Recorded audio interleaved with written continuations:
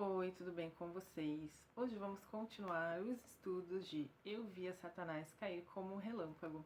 E agora vamos passar para um capítulo importante chamado O Assassinato Fundador, o capítulo 7. Por trás da paixão de Cristo, por trás de alguns dramas bíblicos, por trás de inúmeros dramas míticos, então ele está colocando tudo no mesmo conjunto. A Paixão de Cristo, que é o evento emblemático do ciclo mimético. Dramas bíblicos, que também tem, como o não apedrejamento da mulher adúltera, que também tem essa questão do ciclo mimético. E vários dramas míticos.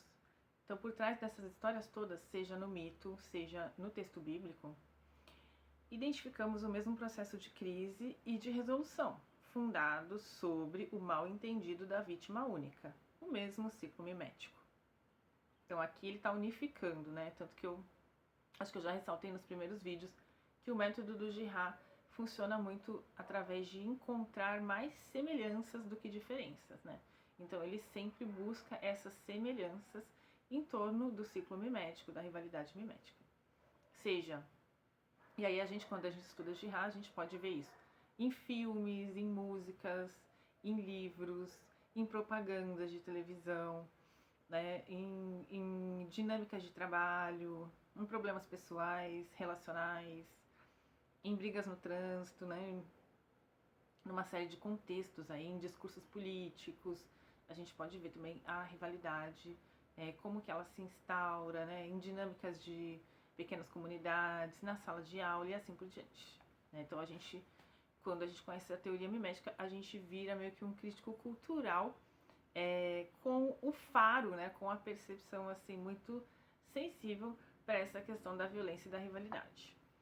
Quando examinamos os grandes relatos de origem e os mitos fundadores, que ele está falando mais dos mitos, dos mitos que contam como que as comunidades arcaicas ainda sem estado formalizado surgiram, que é sempre isso, a expulsão de alguém, o assassinato, o sacrifício, então percebemos que eles próprios proclamam o papel fundamental e fundador da vítima única e de seu assassinato unânime. A ideia está presente por toda parte. Na mitologia suméria, é do corpo de uma vítima única, Ea, Tiamat, Kingu, que surgem as instituições culturais. Mesma coisa na Índia. É o dilaceramento da vítima primordial, Purusha, por uma multidão de sacrificadores que gera o sistema das castas. Então aqui ele vai encontrando, essa questão do assassinato de uma única vítima que sozinha não poderia ter sido responsável pela crise que se instaurou na comunidade, mas que após sua morte sente-se um efeito de retorno da ordem social que tinha sido perdida, Ele encontra isso em vários lugares. Encontramos muitos análogos no Egito, na China e principalmente entre os povos germânicos. O poder criador do assassinato concretiza-se muitas vezes na importância dada aos fragmentos da vítima. Considera-se que cada um deles produz uma instituição particular, um clã totêmico, uma subdivisão territorial, ou ainda o vegetal ou o animal que fornece à comunidade seu alimento principal. O corpo da vítima é às vezes comparado a uma semente que deve se decompor para germinar. Então você vê, que é macabro, como é que é a comunidade, mata uma pessoa inocente, que não poderia ser responsável por aquela crise, mas depois cria essas metáforas, é uma semente que vai se decompor para germinar.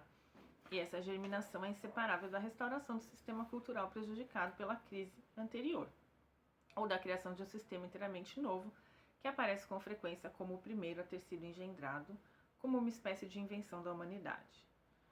Entre aspas, se o grão não morrer antes de ser semeado, ele permanecerá só, mas se ele morrer, dará muitos frutos. É a mesma metáfora, Os mitos que afirmam o papel fundador do assassinato são tão numerosos que mesmo um mitólogo tão pouco afeito a generalizações quanto Mircea Eliade julgava necessário levá-lo em conta. Então, nesse livro que o Mircea Eliade escreve, chamado História das Crenças e das Ideias Religiosas, de 78, ele fala de um itálico assassinato criador, comum a numerosos relatos de origem e mitos fundadores em todo o planeta. temos aí um tema cuja frequência visivelmente surpreende o mitólogo. Então até o Mircea Eliade ficou surpreendido sobre esse assunto, né, de como esse assassinato fundador fica presente, né, nos relatos de origem. De algum modo, um fenômeno transmitológico, mas, fiel à sua prática puramente descritiva, que eu saiba, Mircea Eliade nunca sugeriu a explicação universal que me parece possível dar-lhe, né? Então, o Girard fala que o Mircea Eliade observou, né, essa recorrência, né, de um assassinato fundador, mas ele mesmo não desenvolveu a hipótese que o Girard apresenta aqui nesse livro. A doutrina do assassinato fundador não é apenas mítica, mas bíblica. Aí o Girard vai falar do Gênesis, né? No Gênesis, ela se encontra no assassinato de Abel por seu irmão Caim. E aí, quem tiver mais interesse sobre esse assunto, né, no livro A Violência e o Sagrado, o Girard vai explicar muito bem por que aconteceu esse assassinato e tudo isso, né? Porque ele vai observar que um dos irmãos, né, deixa eu pensar aqui, o Caim, ele cultivava hortaliças, né? Enquanto o Abel ele fazia sacrifícios animais, né? Então, houve aí uma diferença, né? Tudo isso está explicado na Violência Sagrada. Depois, se for conveniente, eu coloco esse texto, né? Essa explicação aqui num vídeo separado. O relato desse assassinato não é o mito fundador, mas é a interpretação bíblica de todos os mitos fundadores. Então, você vê que Girard está distinguindo, né, o que é mito e o que é texto bíblico. E aqui ele está mostrando que, no texto bíblico, essa consciência sobre o assassinato fundador ela é mais profunda e presente. E nos mitos, né, nas narrativas de origem das comunidades arcaicas, não se percebe muito bem como isso acontece, né, apesar disso acontecer e ser relatado. Então, aqui, o relato desse assassinato não é o mito fundador, né, no caso da morte de Abel por Caim, mas a interpretação bíblica de todos os mitos fundadores. Ela nos conta a fundação sangrenta da primeira cultura e as consequências dessa fundação, que constituem o primeiro ciclo mimético, representado na Bíblia. Então, assim, essa é uma hipótese bem forte, né, que o Girard ele acaba pensando que a cultura ela sempre surge, né, de um assassinato fundador. E essa hipótese dele também já foi refutada por muitas pessoas, outras não, né? Aqui eu não tenho conhecimento, não sei quem refutou, quem não refutou, mas eu sei que essa é uma hipótese bem forte, né? Que não é todo mundo que concorda com ela. Mas o Girard concorda, e para ele a Bíblia representa, né, no episódio de Caim e Abel, essa consciência, né, do ciclo mimético. Como Caim procede para fundar a primeira cultura? O texto não coloca tal questão, mas responde implicitamente a essa questão, pelo simples fato de limitar-se a dois temas. O primeiro é o assassinato de Abel e o segundo é a atribuição a Caim da primeira cultura, que se situa claramente no prolongamento direto do assassinato, como sempre, né? E que, na verdade, não se diferencia das consequências não vingativas, mas rituais desse assassinato. Então aqui ele vai estar estabelecendo algumas semelhanças entre as narrativas de mitos fundadores e a Bíblia, só que destacando também as diferenças, né? A sua violência inspira os assassinatos a um temor saudável. Ela os faz compreender a natureza contagiosa dos comportamentos miméticos e também vislumbrar possibilidades desastrosas para o futuro.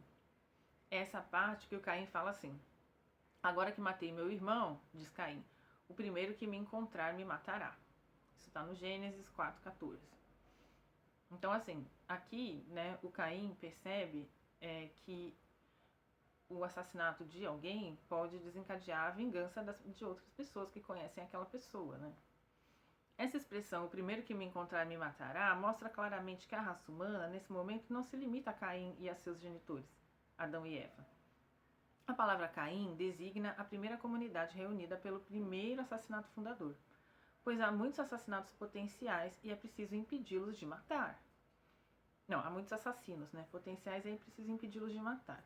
O assassinato ensina ao assassino e aos assassinos uma espécie de sabedoria, uma prudência que modera sua violência. Aproveitando-se da calmaria, Deus, né, aquela calmaria depois do assassinato, né, em que a ordem social retorna, Deus promulga a primeira lei contra o assassinato. Quem matar Caim será vingado 7 vezes. Isso está no Gênesis 4:15.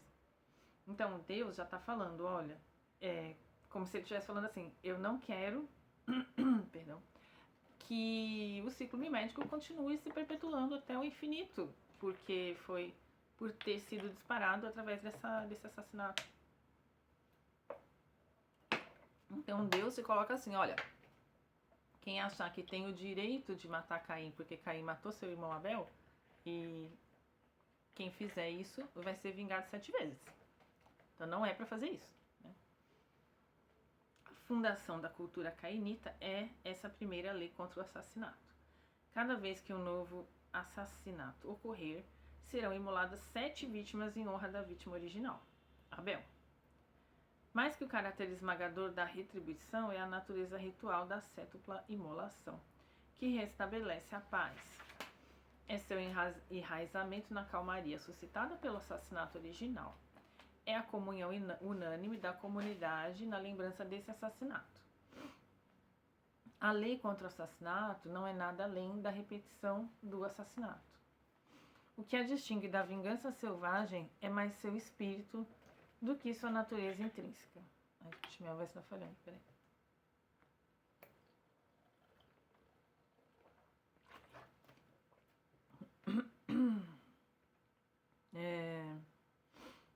Cadê? Em vez de uma repetição vingadora que suscitaria novos vingadores, é uma repetição ritual, sacrificial. Uma repetição da unidade forjada na unanimidade. Uma cerimônia da qual participa toda a comunidade. Por mais tênue e precária que pareça ser a diferença entre repetição ritual e repetição vingadora, ela não deixa de ter uma enorme importância, sendo prenhe, cheia, de todas as posteriores diferenciações. Ela é a invenção da cultura humana. Então, assim, ele está falando aqui, pelo que eu entendi, né? É assim, você vai ter um assassinato fundador. Na Bíblia, isso é representado pela morte de Abel por Caim.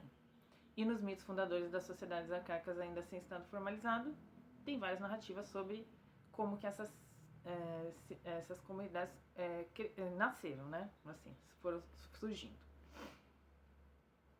Aí, o que o Gerard está explicando é que, assim, quando acontece o primeiro assassinato fundador numa comunidade, isso traz, um efeito de ordem, de restabelecimento de ordem.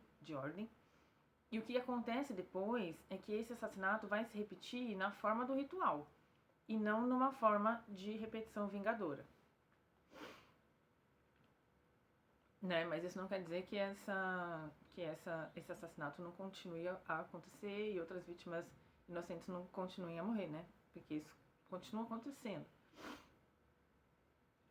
É preciso evitar ler na história de Caim uma confusão entre o sacrifício e a pena de morte, como se as duas instituições existissem previamente à sua invenção. A lei que surge da pacificação, que veio do assassinato de Abel, é a matriz comum de todas as instituições.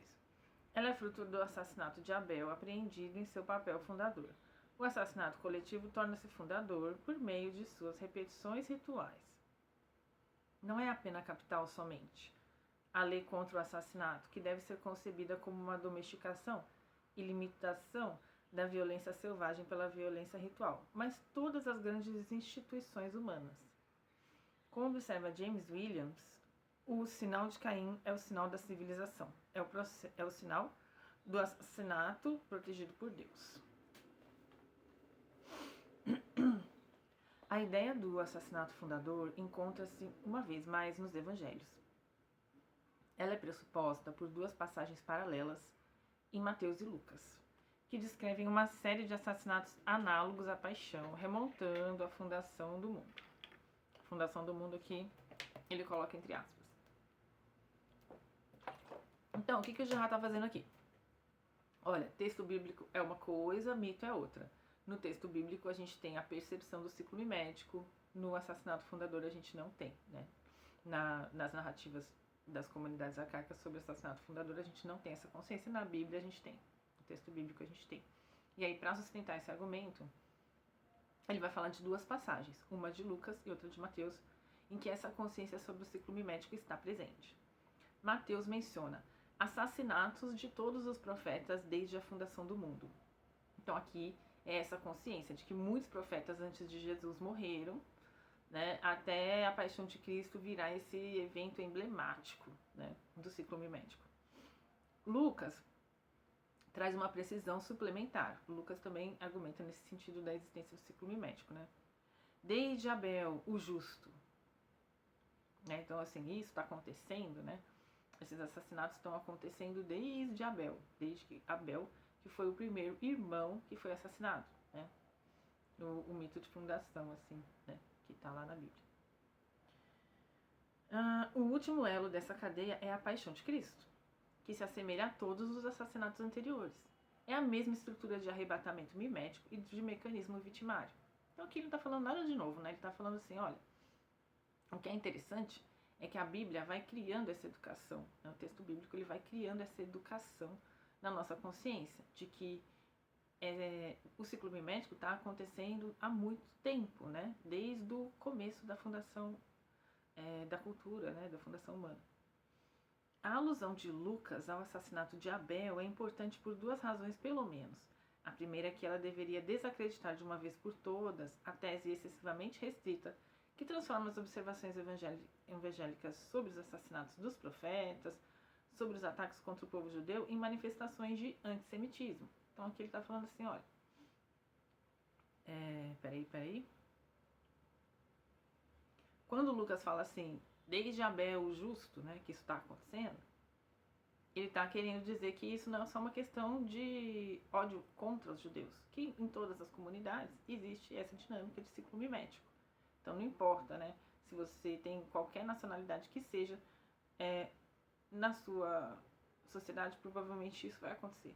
Né? Isso aconteceu para ela surgir e isso continua acontecendo desde a fundação do mundo. Por isso que é bonito o livro dele chamar Coisas Ocultas desde a fundação do mundo. O que são essas coisas ocultas? A dinâmica da rivalidade do ciclo mimético, né? Como o povo judeu não existia na época de Caim e Abel, e como Abel é considerado o primeiro dos profetas coletivamente assassinados, esses assassinatos de profetas evidentemente não podem ter sido ações apenas do povo judeu, e não é para atacar seus compatriotas que Jesus insiste nessas violências. Sua intenção, como sempre, tem uma significação humana de âmbito universal. Então aqui Jesus não está falando, né, que é só... deixa eu ver, peraí. Que é só o povo judeu que era mimeticamente violento, né, que é rivalitário, assim. A segunda razão, que torna a alusão de Abel muito importante... Abel foi esse que falou... Abel não. Desculpa, gente.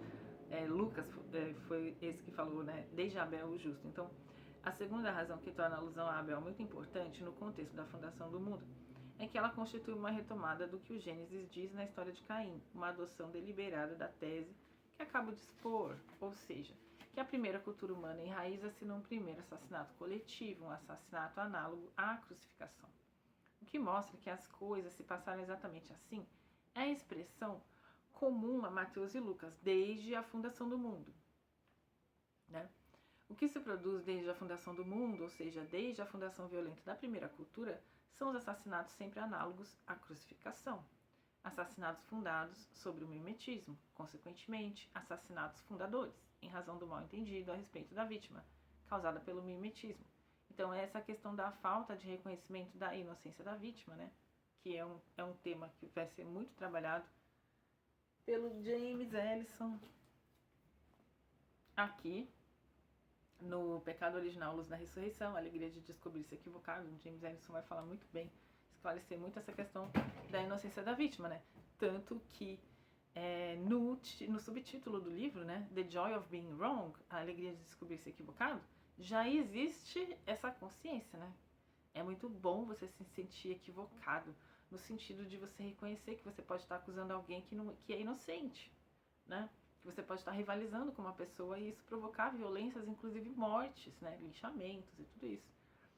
Então, é muito bonito porque aqui, nesse título de livro aqui, o James Ellison está usando a mesma operação metodológica do Girard, que é inscrever no título do seu livro a tese do seu livro. Né? Uma das teses é essa da violência da vítima, né? Então, e aqui o James Ellison vai discutir a beleza, né, também do episódio da ressurreição de Cristo. E o Girard faz a mesma coisa. No primeiro livro dele, Mentira Romântica e Verdade Romanesca, já existe a tese do livro, que existe uma mentira romântica, que é você achar que as pessoas têm um desejo original e livre de qualquer fator externo. E existe uma verdade romanesca. Então, os grandes escritores são os escritores que percebem o ciclo mimético, né? E o que eu fiz na minha tese? Eu aproximei uma escritora dos Estados Unidos, né, uma escritora pouco conhecida, a Carson McCullers, desses grandes escritores, mostrando que na prosa dela ela também chegava a representar o ciclo mimético e a ter alguns insights parecidos com os insights do Girard. Porque, na verdade, a questão, né, do desejo mimético é uma questão que ela não é só de autoria do Girard, né? Todas as pessoas que pensam sobre os dramas humanos, né? Todas não, mas muitas, né? Ou os grandes escritores, eles conseguem chegar nessa descrição do ciclo mimético, porque esse é o nosso grande problema, né?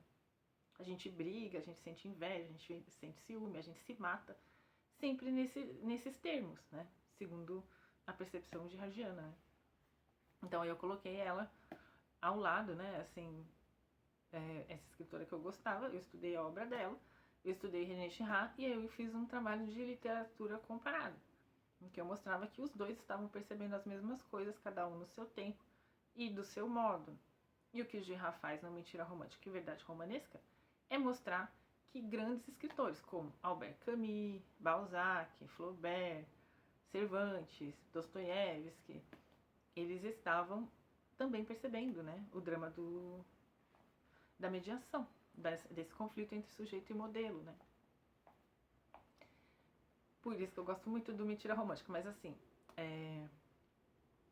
só fechando esse parênteses, né? Na violência e o sagrado, o Girard também escreve a tese dele dentro do título, né? Porque o sagrado vai falar sobre esses mitos fundadores das sociedades arcaicas que sempre estão descrevendo um assassinato fundador, a morte de alguém que isoladamente não podia ter sido responsável por aquela crise, né? Ele junta a violência e o sagrado, porque aí vem o ritual, né, para regular, né, esse ciclo mimético. E aí, no Coisas Ocultas desde a Fundação do Mundo, ele vai explorar essa percepção do ciclo mimético em vários contextos, inclusive dialogando com a psicanálise e com a psicologia, né? Então, assim, quando ele fala, né, Coisas Ocultas desde a Fundação do Mundo, ele fala do ciclo mimético. E aí o James Ellison, ele faz a mesma coisa, né? Quando ele coloca a alegria de descobrir-se equivocado, né? The Joy of Being Wrong, ele acende ali, ele planta ali uma sementinha na gente e a gente fica pensando, nossa, por que descobrir-se errado, né? Descobrir-se equivocado pode trazer felicidade, né? Porque o nosso ego, a última coisa que o ego quer é se descobrir errado, né? E aí é justamente essa que é a beleza, né? Dele ter criado essa expressão, né? Porque é uma alegria, porque você sai do ciclo mimético, né? Você toma consciência, né? Você sai daquilo, você se afasta e fala, nossa, eu tô rivalizando com o meu vizinho, com o meu professor, com o padre, com Deus, né? Com toda uma doutrina. Tô rivalizando com o meu namorado, com a minha namorada, com o meu esposo, com a minha esposa, né? Tô rivalizando com o meu colega de trabalho e assim por diante, né? Então esse é um parênteses interessante, porque para vocês, né, que vão escrever livros, provavelmente um dia sobre a teoria mimética, vocês podem também se aventurar nessa operação de inscrever no título da sua tese, no título do seu livro, no título do seu artigo, a conclusão do artigo, né? Coisas de pessoas que têm aí certa habilidade intelectual, né? Mas a gente pode fazer, né? A gente pode tentar. Então vamos lá. Me perdi agora, vou ter que voltar, né, aqui.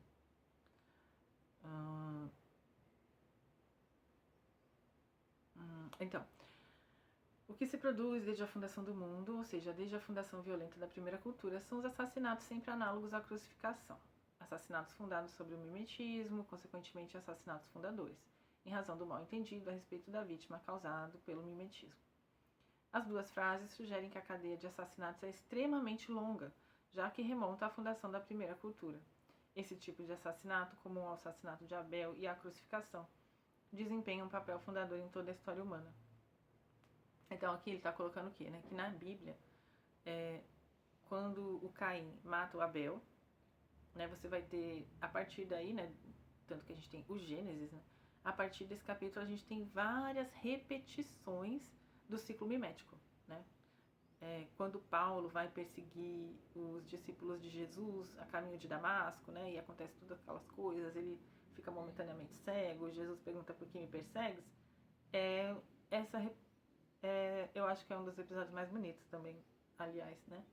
Porque o que acontece?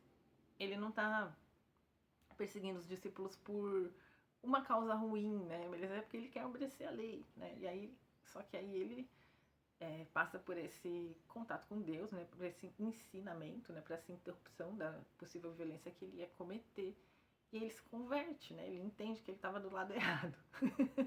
É lindo, né? Porque aí depois ele chega lá e aí, galera, eu quero mudar de lado, né? Imagina os discípulos, né? Então, assim, todo mundo é convidado a retroceder na sua violência diversas vezes, através de diversas situações, né?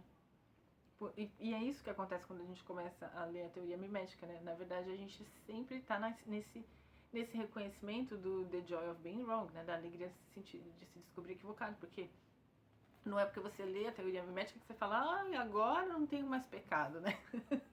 Não é porque você sabe como funciona que você não vai funcionar ali como uma pessoa que está atuando dentro desse mecanismo, entendeu? Só que descobrir como o mecanismo funciona ajuda muito a gente refrear, né? Evitar esses conflitos diretos com os nossos modelos e fazer essa vigilância, né, espiritual das nossas ações, né? E também das do outro, né? Até ajuda também a gente a compreender não só os nossos pecados, o nosso orgulho, mas também as dificuldades das outras pessoas, né? E os orgulhos, né, das outras pessoas também. Então vamos lá. Me perdi novamente. Tá, ele tá falando aqui, né? Esse tipo de assassinato, comum ao assassinato de Abel e à crucificação, desempenha um papel fundador em toda a história humana. Não é por acaso que os evangelhos relacionam esse assassinato com a Kataboleis Cosmou, a fundação do mundo. Mateus e Lucas sugerem que o assassinato tem um caráter fundador, que o primeiro assassinato e a fundação da primeira cultura são inseparáveis. Existe no Evangelho de João uma frase equivalente às de Mateus e Lucas, e ela confirma a interpretação que acabo de dar. É a frase que se encontra no centro do grande discurso de Jesus sobre o diabo, já comentada no capítulo 3. Também ela é uma definição do que Mircea Eliade chama de assassinato criador. Desde a origem, o diabo, entre colchetes, foi homicida. A palavra para origem, início, começo é arque. Ele não pode se relacionar à criação ex nihilo, que, sendo completamente divina, não pode ser acompanhada de violência. Ela se relaciona necessariamente à primeira cultura humana. Portanto, a palavra arque tem o mesmo sentido que kataboleis cosmou nos evangelhos sinóticos, né? Trata-se da fundação da primeira cultura. Se a relação do assassinato com o começo fosse fortuita, se ela significasse simplesmente que desde que os homens apareceram na Terra, Satanás os incitou ao assassinato, João não mencionaria a palavra origem a respeito do primeiro assassinato. Nem Mateus nem Lucas aproximariam a fundação do mundo e o assassinato de Abel. Então aqui ele está construindo o argumento dele, né? De falar que realmente existe uma relação entre o início da cultura e esses assassinatos fundadores. Essas três frases, as de Mateus e Lucas de um lado e a de João de outro, então vamos retomar, né? Aqui, vamos lá, que a gente também não tem pressa também. Mateus vai falar assassinatos de todos os profetas desde a fundação do mundo. O Lucas vai falar desde Abel, o justo. E o João vai falar desde a origem o diabo foi homicida. Então essas três frases, as de Mateus e Lucas de um lado e a de João de outro, significam a mesma coisa. Elas assinalam que entre a origem e o primeiro assassinato coletivo existe uma relação que não é gratuita, né? Que não é fortuita. O assassinato e a origem são inseparáveis. Se o diabo é homicida desde a origem, Isso significa que ele também o é na sequência dos tempos. Cada vez que uma cultura aparece, é por esse mesmo motivo de assassinato que ela começa. Temos então uma... Por quê, né? Porque se você pensar, a cultura, né? Assim, uma comunidade, ela é o quê? O encontro de nossos irmãos seres humanos. E aí, nossos irmãos seres humanos reunidos fazem o quê? São pecadores, rivalizam uns com os outros, alguém acaba morrendo, e ali começa, né, a fundação daquela cultura. Não é tão difícil, né? Eu acho que não é tão difícil entender isso. Eu não sei, assim, se essa tese do Girard é tão exagerada. Será que a gente poderia pensar numa cultura que começou na paz, que não começou com rivalidade, né? Não sei. Será? Fica aí a provocação, né? Tomara que sim. Acho difícil. Mas enfim, vamos lá. O assassinato e a origem são inseparáveis. Se o diabo é homicida desde a origem, isso significa que ele também o é na sequência dos tempos. Cada vez que uma cultura aparece, é por esse mesmo tipo de assassinato que ela começa. Temos então uma sequência de assassinatos completamente análogos à paixão e a todos os fundadores. Se o primeiro encontra-se na origem da primeira cultura, os seguintes devem ser a origem das culturas subsequentes. Tudo isso está perfeitamente de acordo com aquilo que aprendemos páginas atrás sobre Satanás, ou o diabo, ou seja, que ele é uma espécie de personificação do mau mimetismo. Né? Então, assim, o que seria o diabo? Ele personifica o mau mimetismo. Ele personifica os conflitos miméticos que acabam em morte, né? Em violência, em rivalidades, né? Que acabam trazendo morte, né? Trazendo coisas ruins, né? O que seria o bom mimetismo? A gente imitar Deus e Jesus, né? Que são os melhores modelos para imitar por excelência. E aí eu volto naquela questão, né? Que quando a gente não tem... Não quero pregar... Mas é isso que é bom de não ter rabo preso com muitas instituições na hora que a gente vai falar o que a gente quer, né? Porque, assim... Na hora que você não coloca Deus no centro da sua vida, você não coloca o servir a Deus no centro da sua vida, né? Então aí você vai estar servindo ao seu ego muitas vezes, né? E de certa forma, né? Não é por acaso que o Girard abre o Mentira Romântica e Verdade Romanesca com uma citação falando: o homem tem um deus ou um ídolo, né? Algo assim. Depois eu vou retomar isso daí. A gente tem que tomar cuidado às vezes, né?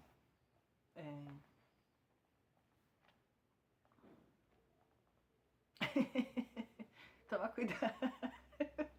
Tomar cuidado, é muito engraçado. Mas né? Porque assim, a vida de serviço a Deus não quer dizer que ela não seja uma vida apolítica, né? Mas esse serviço a Deus, ele faz com que a gente tenha uma relação com os políticos que não é tão endeusada e nem idolatrada, entende? Porque se você coloca Deus no centro da vida, você não vai precisar encontrar outro ente que funcione, que organize a sua percepção de vida como Deus. Porque você já tem Deus, né? É interessante pensar a idolatria, né? E as nossas idolatrias, né? Então, mas vamos lá. Eu vou voltar de novo. Cada vez que uma cultura aparece, é por esse mesmo tipo de assassinato que ela começa. Então temos uma sequência de assassinatos completamente análogos à paixão e a todos os fundadores. Aí eu já falei isso, né? Se o primeiro encontra-se na origem da primeira cultura, os seguintes devem ser a origem das culturas que vieram depois.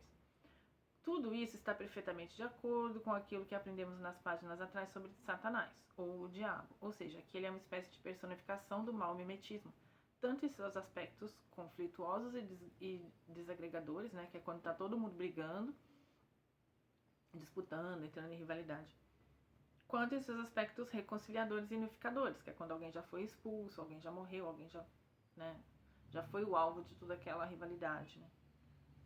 Satanás ou o diabo é alternadamente aquele que fomenta a desordem, o semeador de escândalos e aquele que No paroxismo das crises, que ele mesmo provocou, coloca bruscamente um fim a elas, expulsando a desordem.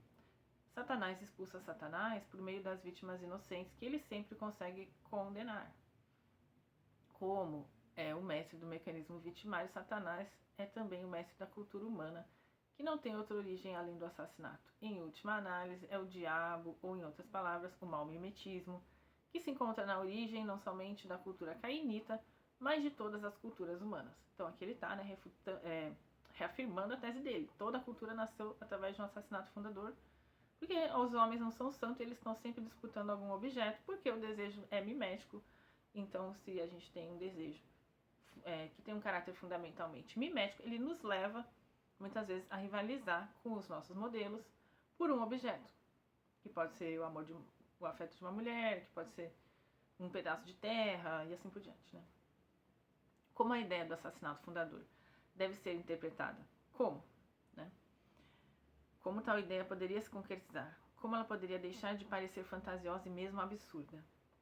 Sabemos que o assassinato age como uma espécie de calmante, de tranquilizante, pois os assassinos, ao saciarem seu apetite de violência sobre uma vítima, na realidade não pertinente, estão muito sinceramente persuadidos de terem livrado sua comunidade do responsável por seus males.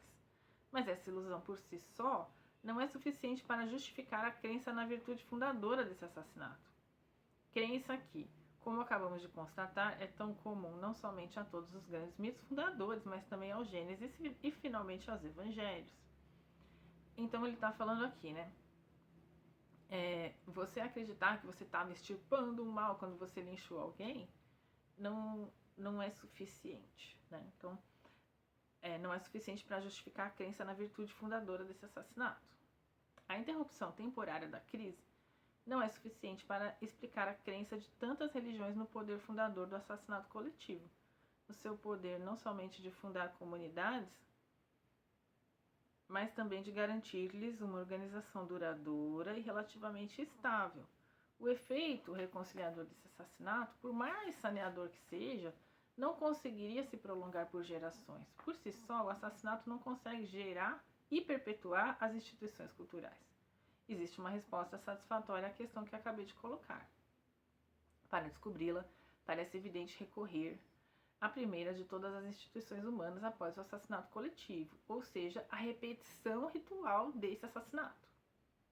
Então, se teve um primeiro assassinato ali, né, no começo de uma comunidade, que abaixou os ânimos de violência das pessoas, o que as pessoas pensam? Nossa, se a gente repetir isso em forma ritual, a gente vai preservar essa comunidade.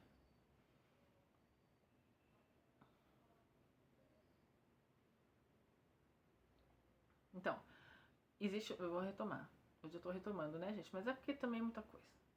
Existe uma resposta satisfatória à questão que eu acabei de colocar. Para descobri-la, parece evidente recorrer à primeira de todas as instituições humanas após o assassinato coletivo, ou seja, a repetição ritual desse assassinato.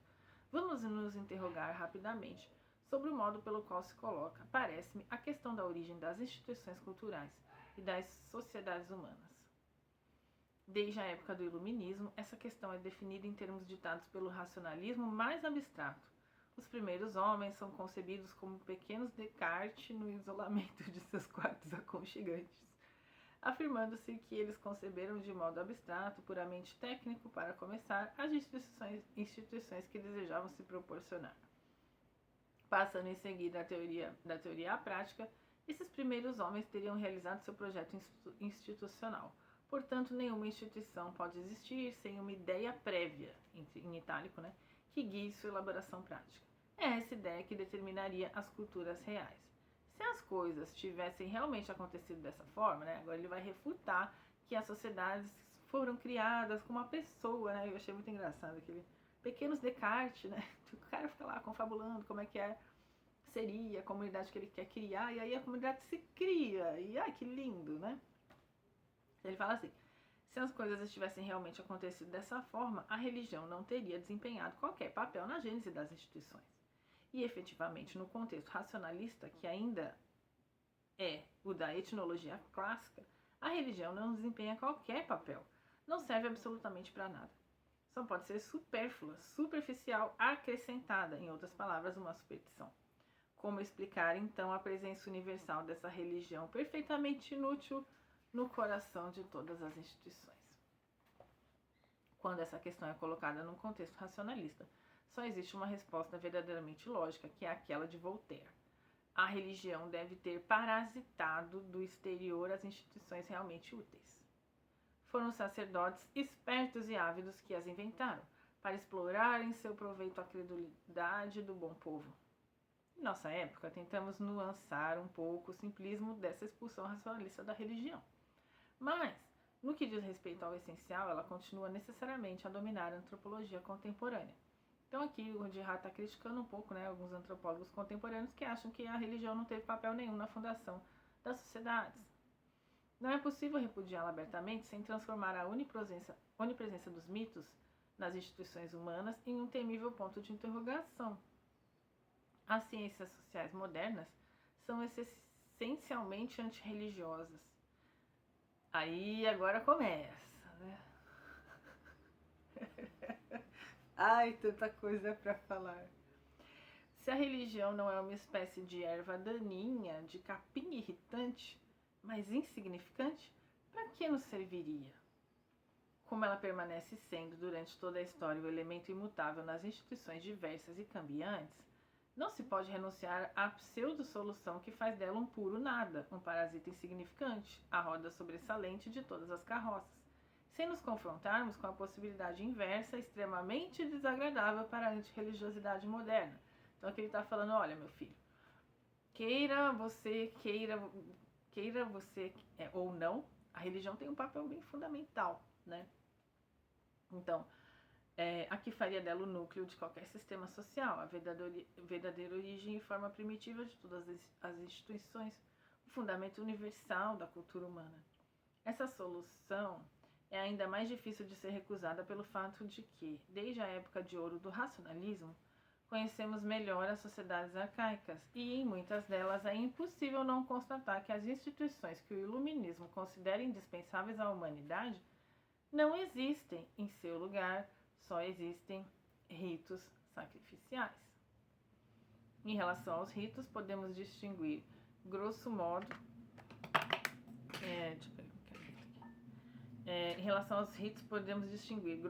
três tipos de sociedade. Existe, em primeiro lugar, uma sociedade em que o rito não é mais nada ou quase nada, e essa sociedade é a sociedade contemporânea. Então, assim, uma sociedade em que o rito não é mais nada ou quase nada, é a sociedade contemporânea, a nossa sociedade. Em seguida, ou melhor, havia em outros tempos sociedades em que o rito acompanha de alguma maneira e reitera todas as instituições. É aqui que o rito deve ter sido anexado a instituições que não precisam dele. As sociedades antigas e, em outro sentido, a sociedade medieval pertencem a esse grupo. É esse tipo falsamente considerado universal pelo racionalismo que sugeriu a tese da religião parasitária.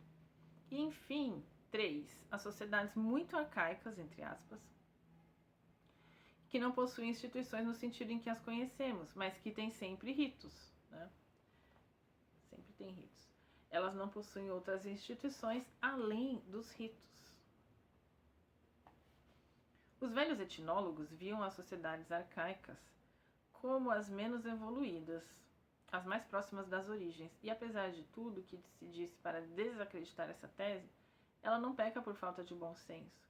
Entretanto, é impossível adotá-la sem sermos irresistivelmente levados a pensar que não somente o sacrifício desempenha um papel essencial nas primeiras épocas da humanidade, mas que ele até poderia ser o motor de tudo que nos parece especificamente humano no homem, de tudo que os distingue dos animais, de tudo que nos permite substituir o instinto animal pelo instinto propriamente humano, o desejo mimético. Se o devir humano é, entre outras coisas, a aquisição do desejo mimético, fica evidente que os homens não podem dispensar, para começar, as instituições sacrificiais que recalcam e moderam o tipo de conflito inseparável da humanização. Como muitos observadores já constataram nas sociedades exclusivamente rituais, as sequências sacrificiais já desempenham, a até certo ponto, o papel que mais tarde será atribuído a todas as instituições que costumamos definir a partir de sua função racionalmente concebida. Apenas um exemplo: os sistemas de educação. No mundo arcaico eles não existem, mas os ritos ditos de passagem ou de iniciação desempenham um papel que prefigura o deles, né? Ele está falando, você vê como que ele procura mais semelhanças do que diferenças, né? Ele fala, olha, nas sociedades arcaicas ainda sem estado formalizado, você podia não ter um sistema, um sistema educacional, mas você já tinha os ritos de passagem. Os jovens não são introduzidos sorrateiramente em suas próprias culturas, mas entram nelas por meio de procedimentos sempre solenes envolvendo toda a comunidade. Esses ritos, frequentemente chamados, entre aspas, de passagem, incluem provas, muitas vezes penosas, que evocam irresistivelmente nos exames ditos de passagem nossas provas de fim de curso. A observação dessas analogias é a mais banal possível. Os ritos ditos... é genial, né? Os ritos ditos de passagem ou de iniciação são fundados, como todos os ritos, sobre o sacrifício, sobre a ideia de que qualquer mudança radical é uma espécie de ressurreição enraizada na morte, que a precede, e é a única a poder mobilizar novamente a potência vital. Nessa primeira fase, que é a da crise, os postulantes morriam, de algum modo, para a sua infância, e na segunda fase eles ressuscitavam, capaz de, a partir de então, ocupar o lugar que lhes cabia no mundo dos adultos. São aqueles ritos, né, que, por exemplo, a gente, sei lá, não vou dar exemplo de rito, mas a criança passa por uma prova terrível, de muita dor, né, e aí ela se transforma num adulto na comunidade, né. Em certas comunidades, de vez em quando, um dos postulantes não ressuscitava e não saía vivo da prova ritual, o que era considerado um bom augúrio para todos os outros postulantes. Via-se nessa morte um reforço providencial da dimensão sacrificial do processo iniciático. Dizem que esses ritos substituem nossos sistemas de educação e outras instituições. Dizer que esses ritos substituem nossos sistemas de educação e outras instituições seria colocar a carroça na frente dos bois. São as instituições modernas que, segundo toda a evidência, substituem os ritos, depois de terem longamente coexistido com eles.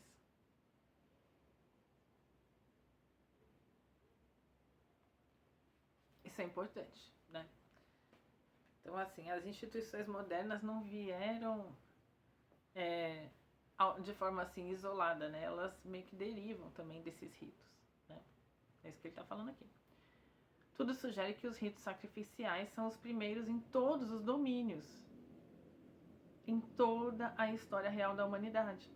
Existem ritos de execução capital, a lapidação do Levítico, por exemplo, ritos de morte, de nascimento, ritos matrimoniais, ritos de caça e de pesca nas sociedades que se dedicam a essas atividades, ritos agrícolas nas sociedades que praticam agricultura, etc.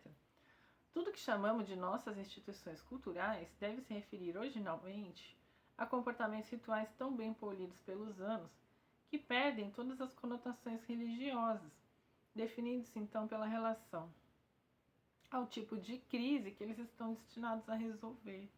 De tanto serem repetidos, os ritos vão se modificando e se transformam em práticas que parecem elaboradas apenas pela razão humana, quando na realidade derivam da religiosa. Os ritos encontram-se sempre, oportunamente, onde há uma crise a ser resolvida. E com razão. Para começar, os sacrifícios não passam de uma resolução espontânea, pela violência unânime, de todas as coisas que se apresentam inopinadamente na existência coletiva. Nossa, eu vou até circular essa página aqui.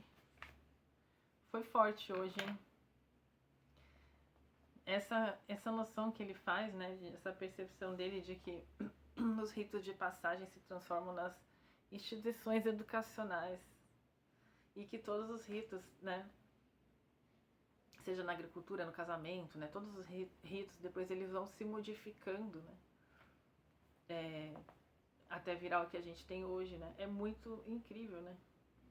Essas crises não são somente as discordâncias miméticas, mas a morte, o renascimento, as mudanças de estação, as carestia, os desastres de todo tipo e ainda mil outras coisas que, justa ou injustamente, inquietam os povos arcaicos, e é sempre recorrendo ao sacrifício que as comunidades tentam acalmar suas angústias.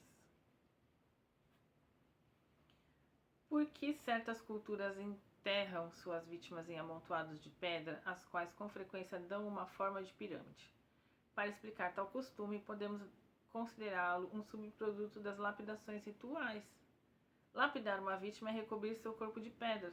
Quando são lançadas muitas pedras sobre um ser vivo, não somente ele morre, mas essas pedras assumem de modo completamente natural a forma troncônica do túmulos, encontrada mais ou menos geometrizada nas pirâmides sacrificiais ou funerárias de inúmeros povos, começando pelos egípcios, entre os quais o túmulo tem a forma de uma pirâmide truncada e apenas mais tarde termina em ponta.